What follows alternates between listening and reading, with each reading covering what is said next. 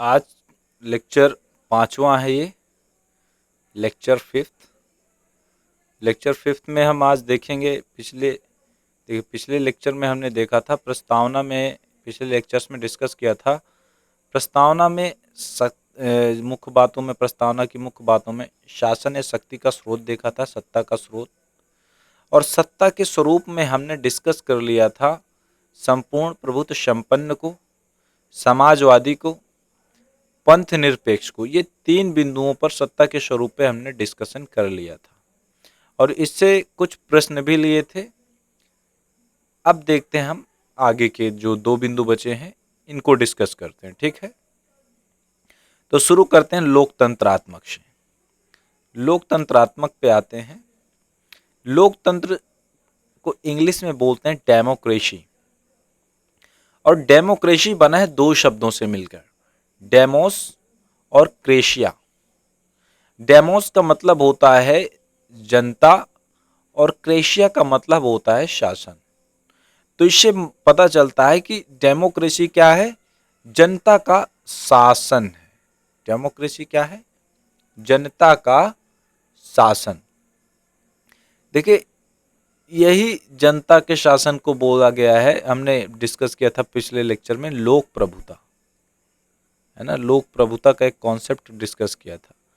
और जो लोक प्रभुता में क्या होता है कि जनता ही मालिक होती है, और ये लोक प्रभुता क्या जनता के डेमोक्रेसी के बिना संभव है?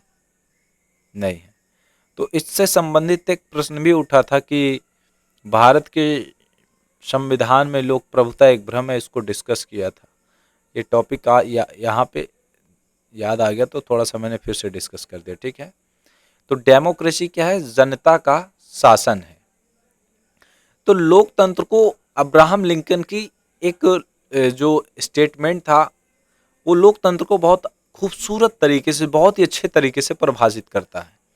वो स्टेटमेंट क्या था अब्राहम लिंकन का लोकतंत्र को लेकर? अब्राहम लिंकन ने गेट्सबर्ग के स्पीच में, किस स्पीच में? गेट्सबर्ग के स्पीच में उन्होंने पहली बार इस वाक्य को बोला था कि लोकतंत्र जनता का, जनता के लिए, जनता के द्वारा शासन है। 3 चीजें कहा है गेट्सबर्ग के स्पीच में अब्राहम लिंकन ने। कहा कि लोकतंत्र जनता का, जनता के लिए, जनता के द्वारा शासन है,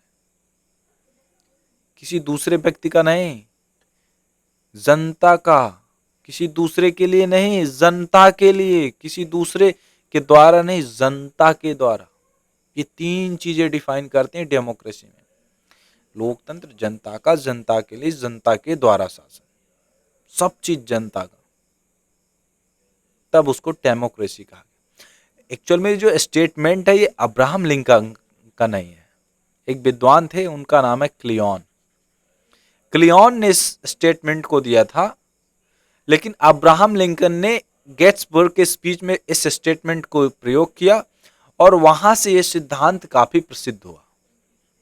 तो बहुत सारे लोगों का तो मानना यह है, मतलब जिन्हें पता नहीं वो ये बोलते हैं कि ये स्टेटमेंट किसका है, अब्राहम लिंकन का। तो यह वास्तव में अब्राहम लिंकन का स्टेटमेंट नहीं है, और ये डेमोक्रेसी को बहुत शानदार तरीके से परिभाषित करता है। जब भी डेमोक्रेसी की डेफिनेशन आ जाए ना, तो आप ये बता दीजिए और उसके बाद ये लिख दीजिए क्लियॉन का ये स्टेटमेंट पर्याप्त है इतना, ठीक है। तो लोकतंत्र को देख लेते हैं। अभी क्या था, जनता का शासन, है ना, यहाँ पे जनता के शासन की बात आ रही थी। अब जनता या तो डायरेक्टली खुद भी शासन कर सकती है या फिर अपने प्रतिनिधियों के माध्यम से शासन कर सकती है। तो इस आधार पे लोकतंत्र भी क्या हो जाता है, डिवाइड हो जाता है, ठीक है ना। 2 भागों में हमारा लोकतंत्र डिवाइड होता है। पहला है प्रत्यक्ष लोकतंत्र, यानी कि जनता क्या कर रही है, डायरेक्टली शासन कर रही है। और दूसरा है अप्रत्यक्ष या प्रतिनिधि मूलक लोकतंत्र। तो प्रत्यक्ष लोकतंत्र में क्या होता है, जब जनता प्रत्यक्ष रूप से स्वयं शासन का संचालन करती है, और अप्रत्यक्ष लोकतंत्र में क्या होता है, जनता अपने प्रतिनिधियों के माध्यम से शासन का संचालन करती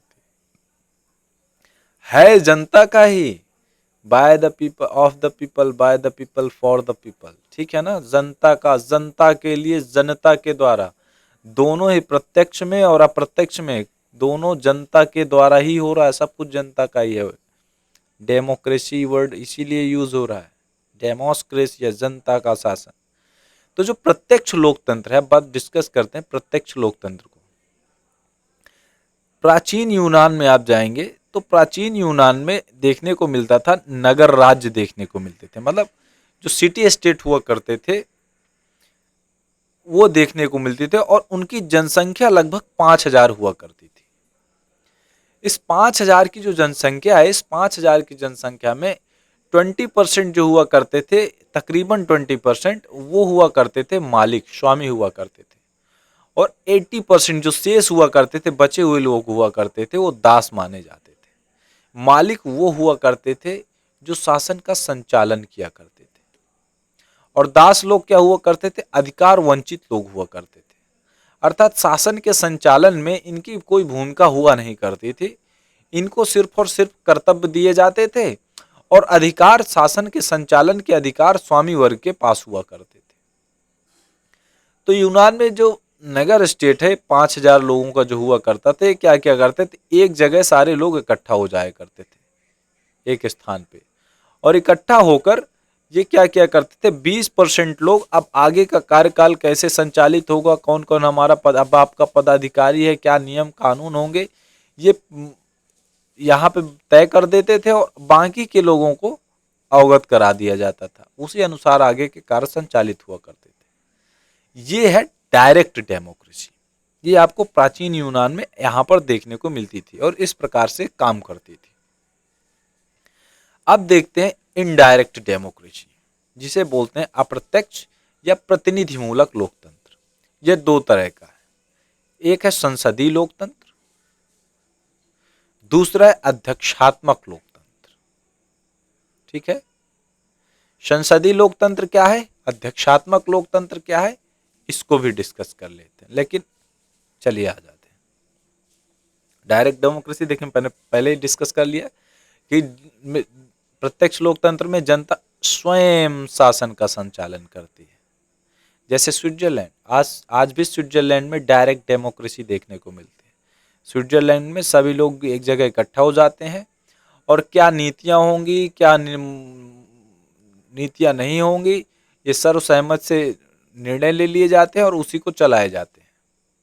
सभी के प्रतिनिधि आते हैं, सभी लोग आते हैं, और सर्वसहमति से क्या नीतियां बननी चाहिए, सभी सर्वसहमति से पास होता है।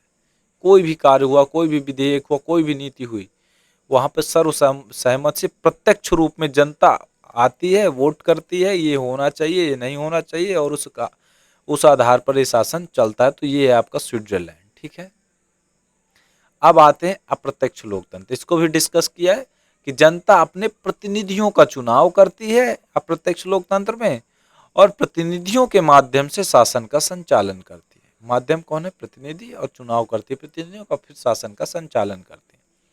अप्रत्यक्ष लोकतंत्र को हमने डिस्कस किया पहले, दो प्रकार का होता है, संसदीय लोकतंत्र और अध्यक्षात्मक लोकतंत्र। अब देख लेते हैं, संसदीय लोकतंत्र को डिस्कस कर लेते हैं, और अध्यक्षात्मक लोकतंत्र में क्या अंतर है दोनों में और क्या खूबियां, दोनों देख लेते हैं। ठीक है, तो संसदीय लोकतंत्र को भारत ने कहां से अडॉप्ट किया था, ब्रिटेन से अडॉप्ट किया था। तो संसदीय लोकतंत्र कहां कहां पर आपको मुख्य रूप से देखने को मिलेगा, ब्रिटेन में मिलेगा और भारत में मिलेगा। ठीक है, लेकिन आगे डिस्कस करेंगे कि जो भारत का संसदीय लोकतंत्र ब्रिटेन से थोड़ा सा डिफरेंस है, कैसे अंतर है वो भी डिस्कस करेंगे। ठीक है ना, लिया ने अडॉप्ट किया ब्रिटेन से। ठीक है, अध्यक्षात्मक लोकतंत्र कहाँ पर पाया जाता है, संयुक्त राज्य अमेरिका में, यूएसए में। ठीक है, यहाँ पे आपको मिलेगा, ये यूएसए में, संयुक्त राज्य अमेरिका में अध्यक्षात्मक लोकतंत्र। अब देखिए इसकी कुछ विशेषताएं हैं, वो डिस्कस कर लेते हैं। संसदीय लोकतंत्र में विधायिका और कार्यपालिका आपस में जुड़े हुए होते हैं, और विधायिका से ही कार्यपालिका का निर्माण होता है। भारत में जो विधायिका है उसको संसद कहा जाता है, और कार्यपालिका को मंत्रिपरिषद कहा जाता है। ठीक है, जो विधायिका है और कार्यपालिका, ये दोनों आपस में जुड़े हुए होते हैं। देखिए, भारत में आम चुनाव हुए और प्रतिनिधि आ जाते हैं भारत की पार्लियामेंट में चुनकर, और पार्लियामेंट में जब प्रतिनिधि आ जाते हैं चुनकर, तो सरकार बनती है बहुमत वाले दल की। बहुमत, जिस दल को बहुमत प्राप्त हो जाता है उस दल की क्या कर होती है, सरकार बन जाती है। अब जब सरकार बन जाती है तो भारत का प्रेसिडेंट क्या करता है, एक मंत्रि परिषद फॉर्म करता है, मंत्रि परिषद बनाता है, और उस मंत्रि परिषद का जो हेड हुआ करता है वो प्राइम मिनिस्टर हुआ करता है। तो प्रेसिडेंट क्या करता है, मंत्रि परिषद में का हेड नियुक्त करता है प्राइम मिनिस्टर को, और उसकी सलाह पर मंत्रि परिषद के अन्य सदस्यों की नियुक्ति करता है। ठीक है, तो ये जो मंत्रि परिषद आई, ये कहां से आई, संसद में, यानी कि बहुमत दल का जो नेता, जो विधायिका संसद है आपकी, वहीं से चुन के आता है, उन्हीं में से किसी एक को नियुक्त कर दिया जाता है प्रधानमंत्री के द्वारा, और वो बहुमत दल के नेता को। तो विधायिका और कार्यपालिका दोनों जुड़े हुए हैं, यानी कि प्रधानमंत्री संसद का भी सदस्य है और मंत्रि परिषद का भी सदस्य है, और जो मंत्रि परिषद के अन्य सदस्य हैं वो मंत्रि परिषद के तो सदस्य हैं ही, लेकिन वो संसद के भी सदस्य हैं। विधायिका यानी कि संसद के और मंत्रि परिषद के अलग अलग सदस्य नहीं, दोनों एक ही हैं। जो यहां पर है मंत्रि परिषद में, वो संसद में भी है। इसीलिए कहा जाता है कि भारत में यह संसदीय लोकतंत्र में विधायिका और कार्यपालिका आपस में जुड़े हुए हैं, और विधायिका से ही कार्यपालिका का निर्माण होता है। कैसे निर्माण होता है मैंने ये भी बता दिया। ठीक है, अध्यक्षात्मक लोकतंत्र में देखिए, विधायिका और कार्यपालिका तथा न्यायपालिका, ये तीनों पृथक पृथक होते हैं। पावर ऑफ सेपरेशन जो जो कॉन्सेप्ट है ना, पृथक्करण का सिद्धांत, प्रिंसिपल ऑफ सेपरेशन का, ये तीनों यहां पर ढंग से लागू होता है। भारत में तो लागू होता है न्यायपालिका और कार्यपालिका के संदर्भ में, लेकिन यहाँ पे तीनों जगह पे विधायिका, कार्यपालिका और न्यायपालिका, तीनों के अपने अपने क्षेत्राधिकार है, तीनों एक दूसरे के क्षेत्राधिकार में हस्तक्षेप नहीं कर सकते। ये पाया जाता है अध्यक्षात्मक लोकतंत्र में। अध्यक्षात्मक लोकतंत्र में विधायिका को, जैसे यूएसए में जाएंगे, विधायिका को वहां पे कांग्रेस बोलते हैं। जैसे भारत में विधायिका को संसद बोलते हैं, वैसे ही यूएसए में विधायिका को कांग्रेस बोलते हैं।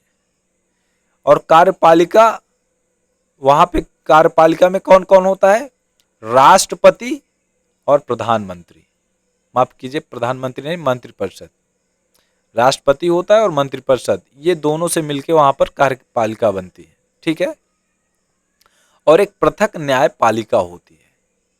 ये तीन चीजें आपको देखने को मिलेगी।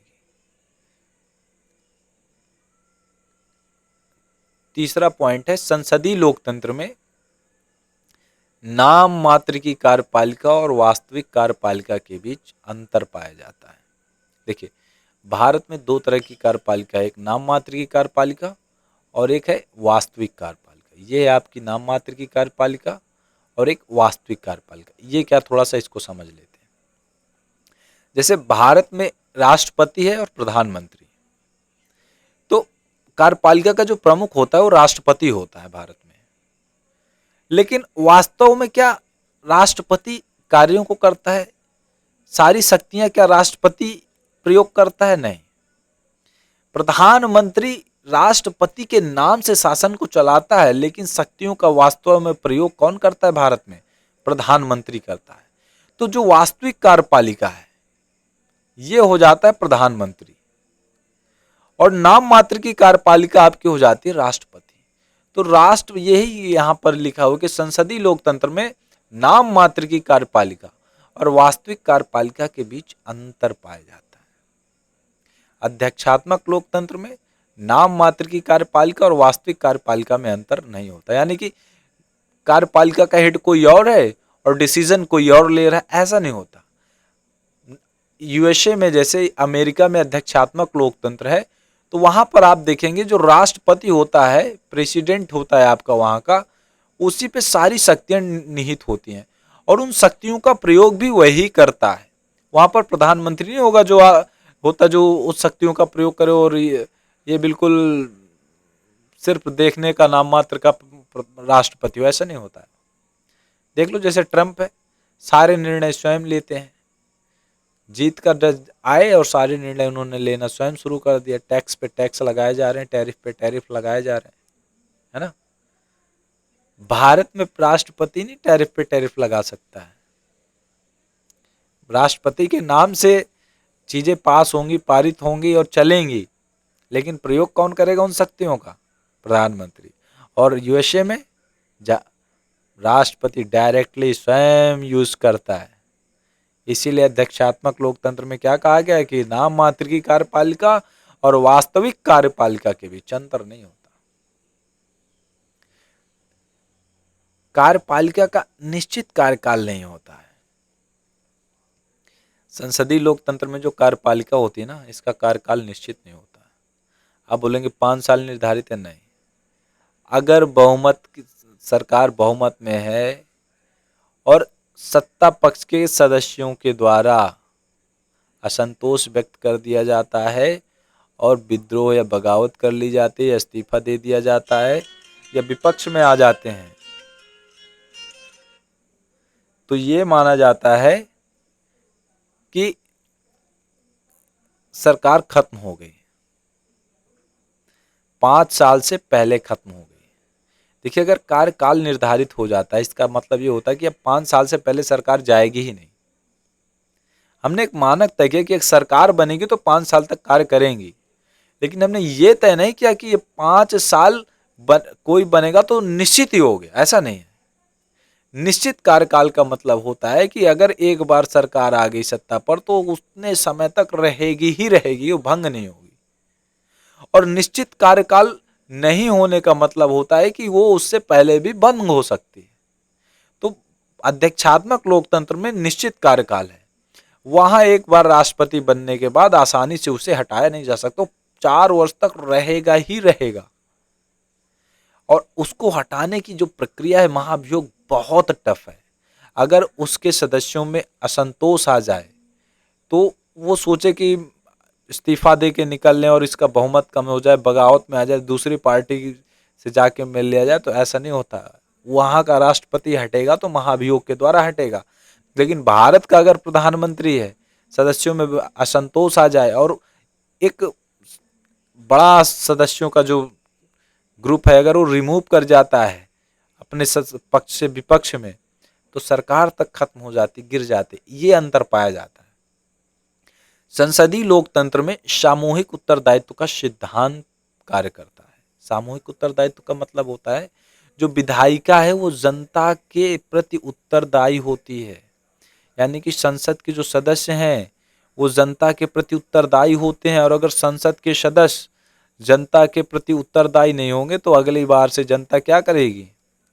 उनको वोट नहीं देगी और वो हार जाएंगे। तो ये बोलते हैं कि संसदीय लोकतंत्र सामूहिक उत्तरदायित्व के सिद्धांत पर कार्य करता है। ऐसा नहीं होता कि प्रधानमंत्री कोई काम कर दें उल्टे सीधे और वहां पर जाके दूसरा सांसद बोले कि अरे मैंने तो नहीं किया था भाई साहब, प्रधानमंत्री मैं होता तो नहीं। आपने सब प्रधानमंत्री का समर्थन किया और प्रधानमंत्री आपके हैं, अब कुछ हो रहा है तो ये माना जा रहा है कि आप कर रहे हैं, इसीलिए प्रधानमंत्री कोई कार्य करेगा और प्रभाव उस पार्टी के प्रत्येक सांसद को पर पड़ता है। जनता के बीच जाता है तो उस वक्त तो वो ये नहीं कहता कि मैं मुझसे ये गलतियां हुई या मुझसे अच्छे कार्य हुए। प्रधानमंत्री हुआ है, अपना प्रधानमंत्री भाई साहब उसने जो किया मैं नहीं किया, ये माना जाता है। इसको बोलते हैं सामूहिक उत्तरदायित्व का सिद्धांत। ठीक है, सभी सामूहिक रूप से उत्तरदायी होते हैं, कोई अच्छे कार्य के लिए या अच्छा कार्य नहीं हुआ उसके लिए भी। इसमें सामूहिक उत्तरदायित्व का प्रावधान नहीं है, ऐसा नहीं है इसमें। ठीक है ना, जैसा इसमें। अब आगे देख लेते हैं थोड़ा सा क्या है, थोड़ा सा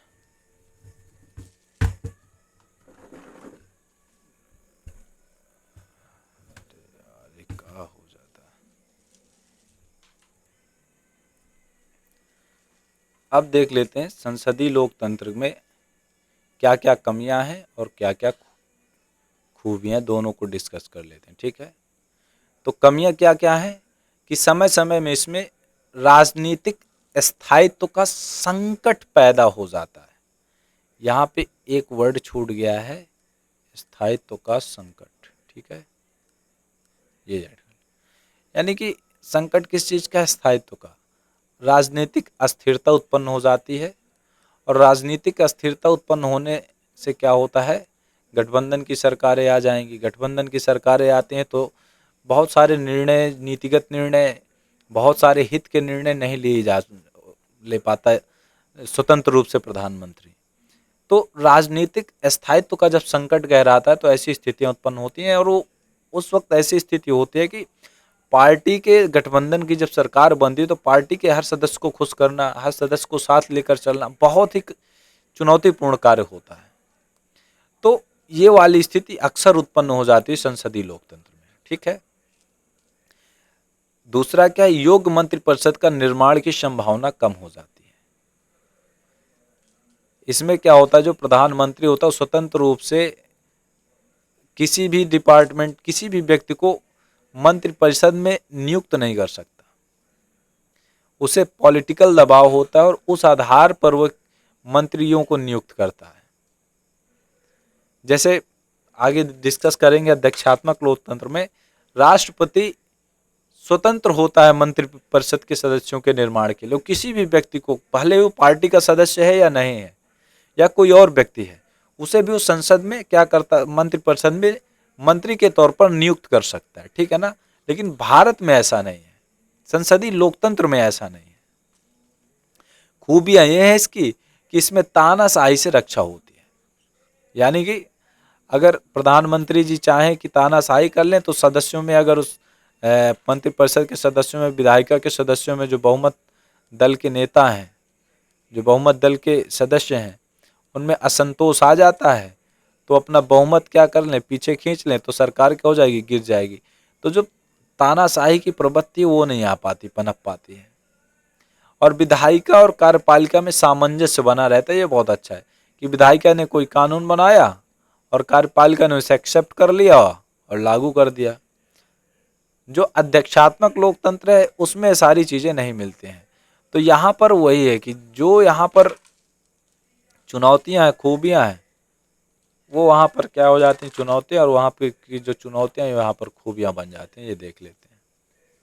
अध्यक्षात्मक लोकतंत्र इसी प्रकार देखिए, इसमें क्या कमियां है कि समय समय पर क्या है, उसकी जो चुनौतियां थी, खूबियां थी, वो यहाँ पर कमियां हो गई हैं, और उसकी जो कमियां थी वो खूबियां बदल गई हैं। ठीक है ना। वही चीज है। अध्यक्षात्मक लोकतंत्र में क्या होता है, समय समय पर तानाशाही की आशंका उत्पन्न होती है। एक बार चुन के आ गया अमेरिका का राष्ट्रपति तो 4 साल से पहले नहीं जाएगा। भले ही उसके सदस्य बगावत कर जाएं, इस्तीफा दे दें, कुछ भी कर दें, अब वो भैया 4 साल तक के लिए राष्ट्रपति बन गए हैं, इससे पहले वो जाने वाले नहीं है। उनको हटाना है तो उन पर महाभियोग लाया जाएगा, और 2/3 सदस्यों के माध्यम से उन पर महाभियोग आता है और पारित होता है, तब वो भैया जाके हटते हैं। प्रक्रिया बहुत लंबी है, इसलिए माना जाता है कि कार्यकाल निश्चित है। दूसरा, विधायिका और कार्यपालिका बीच गतिरोध उत्पन्न होता है, क्योंकि वहां पर ना शक्ति का पृथक्करण का सिद्धांत बहुत स्ट्रिक्टली वर्क करता है, लागू होता है। विधायिका पूरी तरह से अलग है, क्योंकि विधायिका और कार्यपालिका के जो सदस्य हैं ना, ये सेम नहीं होते हैं, एक ही सदस्य नहीं होते। यानी कि कार्यपालिका और विधायिका जुड़ी हुई नहीं होती है कि विधायिका से ही कार्यपालिका का निर्माण हो गया, नहीं। विधायिका के सदस्य अलग होते हैं और कार्यपालिका के सदस्य अलग होते हैं।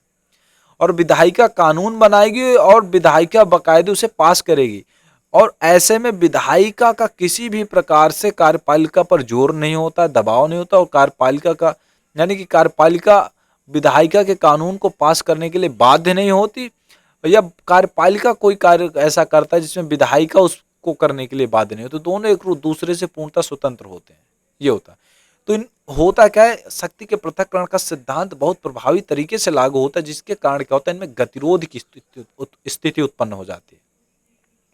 और ऐसा होता है, एक दूसरे को अपनी सुप्रीमेसी दिखाने के लिए ऐसा हुआ करता है। विधायिका क्या करेगी, कोई कानून पारित करेगी और ये बोलेगा नहीं, सिग्नेचर ही नहीं करेगा, नहीं बनेगा वो कानून।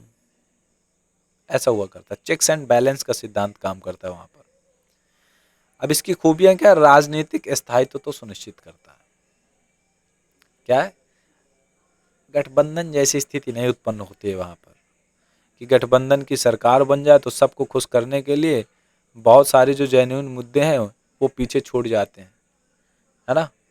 क्योंकि हर प्रकार का उस वक्त पार्टी में शामिल हो जाता है, न जाने किस किस से सहायता लेनी पड़ती है। जैसे इस समय मोदी जी ने लिया है, बहुमत की सरकार बनी नहीं तो गठबंधन की सरकार बनानी पड़ी, और सबको खुश करने के लिए उनके अलग अलग डिपार्टमेंट निर्धारित करने की किए गए।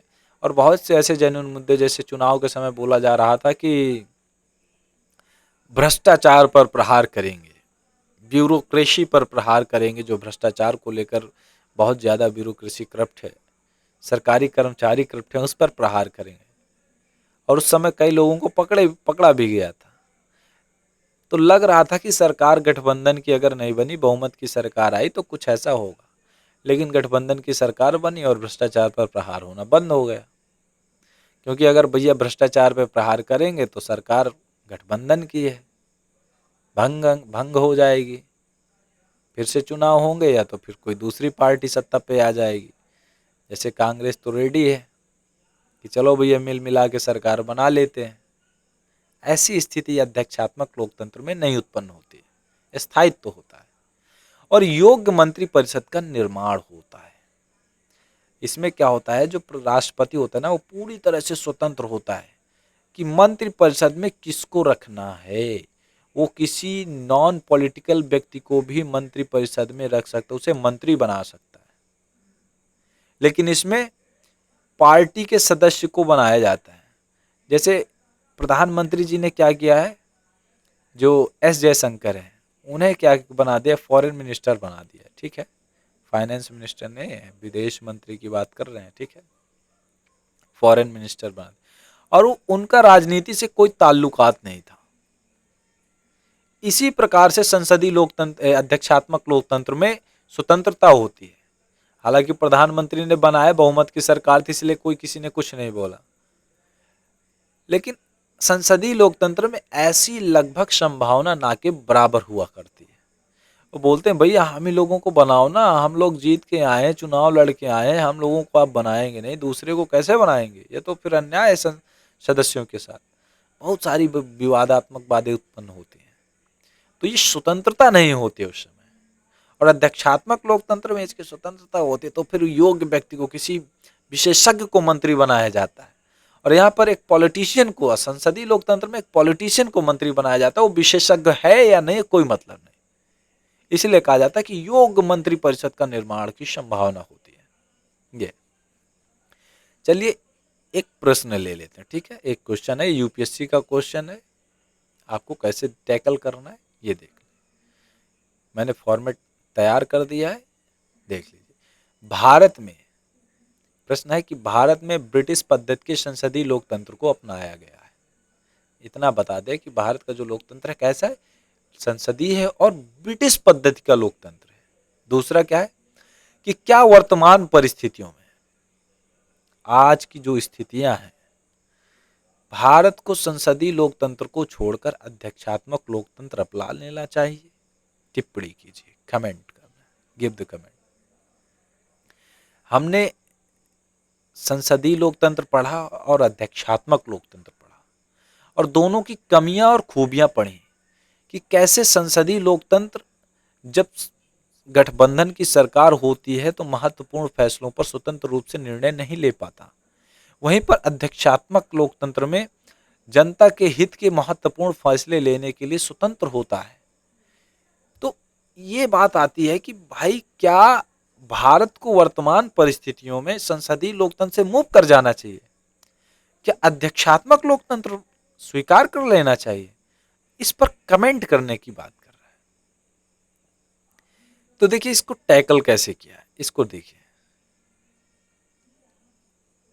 भारत में 1989 में के चुनावों के पश्चात एक दलीय प्रभुत्व टूट गया है।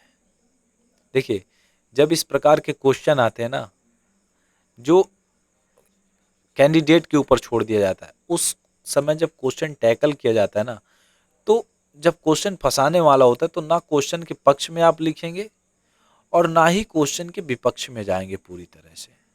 ना तो पूरी तरह से पक्ष में होंगे और ना ही पूरी तरह से विपक्ष में होंगे। उस समय आपको क्या करना है, बुद्ध का मध्यम प्रतिपदा का सिद्धांत अपनाना है। मध्यम प्रतिपदा का सिद्धांत आपको लेना है, मतलब बीच का रास्ता आपको अपनाना है। बीच का रास्ता, ना तो किसी के पक्ष में जाना है और ना ही किसी के पक्ष में, दोनों पक्ष को संतुलित करते हुए बीच का रास्ता चुनना है। और इस प्रश्न में देखिए हमने यही किया है, ठीक है ना, बीच का रास्ता अपना है। देखिए कैसे ले रहे हैं कि भारत में 1989 के चुनावों के पश्चात एक दलीय प्रभुत्व टूट गया है और उसकी जगह बहुदलीय व्यवस्था अस्तित्व में आई है। कैसी अवस्था व्यवस्था? बहुदलीय व्यवस्था अस्तित्व में आई। बहुदलीय व्यवस्था के कारण भारत में गठबंधन सरकारों का युग आरंभ हुआ। एक दलीय होती तो गठबंधन की सरकार होती ही नहीं, बहुदलीय थी इसलिए मिल के लोगों ने, कई पार्टियां मिल के सरकार बनाना शुरू की, उसी को बोलते गठबंधन की सरकार।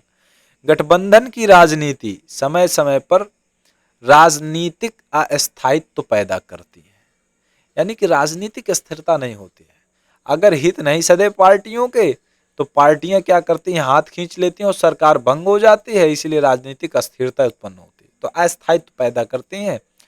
जिसके कारण यह मांग की जाती है कि भारत को, हमने देखिए पहला पॉइंट स्पष्ट कर दिया कि संसदीय लोकतंत्र को क्यों छोड़ने की बात हो रही है, क्यों अध्यक्षात्मक लोकतंत्र को अपनाया जाना।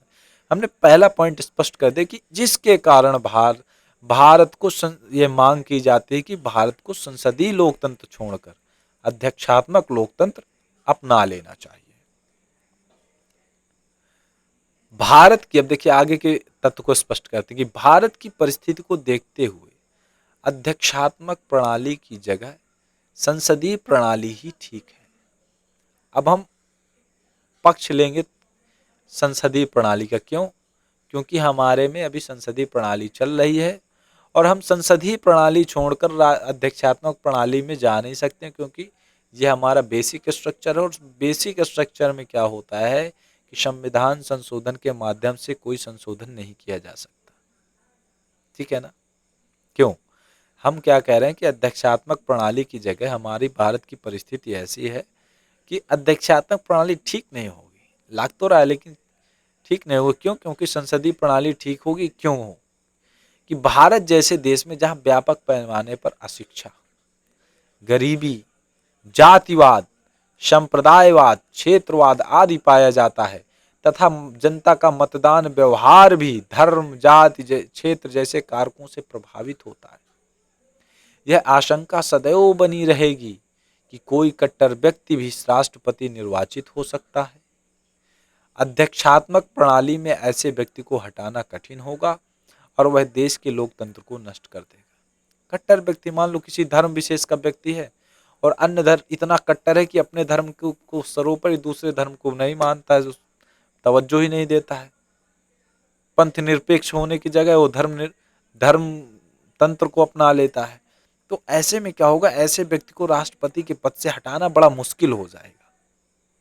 क्योंकि अध्यक्षात्मक प्रणाली में राष्ट्रपति को हटाना, देखो ट्रम्प है, उलूल जुलूल के फैसले लेता रहता है, उलूल जुलूल की टिप्पणियां करता रहता है, बेहुदा टिप्पणियां करता रहता है, तो जनता उससे नाखुश है, उसके खिलाफ प्रदर्शन भी कर रहे हैं, लेकिन उसे हटा नहीं पा रहे हैं क्योंकि बहुत टफ है उसे हटाना। उस पर महाभियोग लाया जा सकता है लेकिन महाभियोग में उसे समर्थन नहीं मिलेगा, इसलिए 4 साल अब यूएसए को उसे झेलना पड़ेगा। ये दिक्कत होती है अध्यक्षात्मक लोकतंत्र में। अगर भारत का प्रधानमंत्री इस तरह के कार्य करने लग जाए और असंतोष पैदा हो जाए तो सरकार गिर जाएगी, क्योंकि भारत में संसदीय लोकतंत्र अपनाया गया है और अध्यक्षात्मक लोकतंत्र जाने पर यह दिक्कत उत्पन्न होगी कि भाई एक बार राष्ट्रपति जीत गया ना, तब वो 5 साल तक रहेगा, कुछ भी कर लो, ताना साहब बन जाए, कोई नहीं हटा सकता। दूसरा क्या है, इसलिए भारत में अध्यक्षात्मक लोकतंत्र ठीक नहीं होगा, संसदीय लोकतंत्र इसलिए ठीक होगा।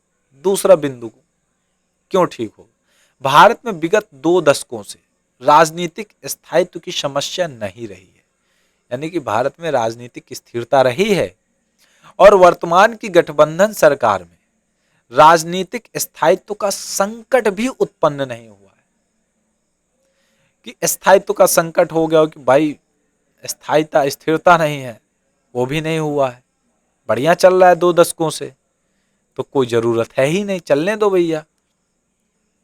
अतः अध्यक्षात्मक लोकतंत्र को अपनाने का महत्व अब खो चुका है। तीसरा,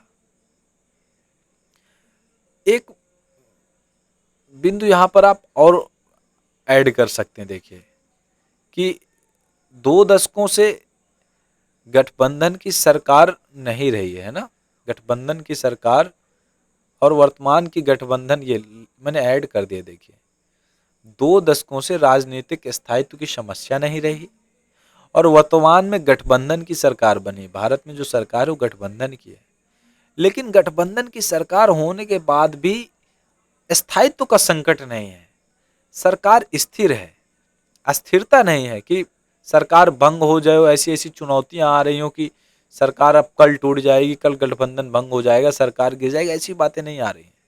स्थिर ऐसे लग रहा है जैसे कि बहुमत की सरकार हो, सब ऐसे मिलजुल के काम कर रहे हैं। भले उनके मत अपने अपने हित हैं, कैसे साध रहे हैं वो बात की बात है, लेकिन यहाँ पर जो बिंदु है उस पर एक चीज खरी उतर रही तो कोई जरूरत है नहीं। तीसरा बिंदु है कि भारत में सर्वोच्च न्यायालय ने संसदीय लोकतंत्र को संविधान का मूल ढांचा घोषित किया। देखिए बेसिक स्ट्रक्चर होता है, ये आगे पढ़ेंगे जब फंडामेंटल राइट्स आएगा वहां पर पढ़ेंगे basic structure, doctrine of basic structure क्या है, ठीक है ना। अभी इतना समझ लीजिए कि अगर कोई चीज बस मूल ढांचा घोषित कर दिया जाता है तो उसे संविधान संशोधन के द्वारा भी नहीं समाप्त कर सकते, अर्थात उसमें कोई परिवर्तन नहीं ला सकते, वो स्थिर हो गई।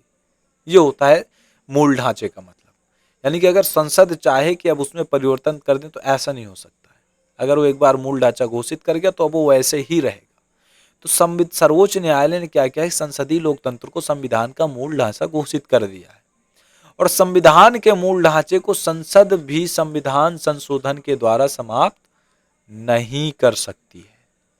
इसके कारण संसदीय लोकतंत्र को हटाकर अध्यक्षात्मक लोकतंत्र अपनाने में संवैधानिक अड़चनें भी हैं, हम नहीं हटा सकते हैं। इसलिए वर्तमान परिस्थितियों को देखते हुए हमारे देश में संसदीय लोकतंत्र उचित है अध्यक्षात्मक लोकतंत्र की अपेक्षा। ठीक है, आज की वीडियो में सिर्फ इतना ही। अब अगली वीडियो में हम प्रस्तावना की जो अन्य विशेषताएं हैं उनको डिस्कस करेंगे। आज की वीडियो में सिर्फ इतना ही देख लिया है, तो चलिए मिलते हैं हम आपसे अगली वीडियो में। आज का इतनी सारी चीज़ें आपकी डिस्कस हो गई। चलिए, धन्यवाद।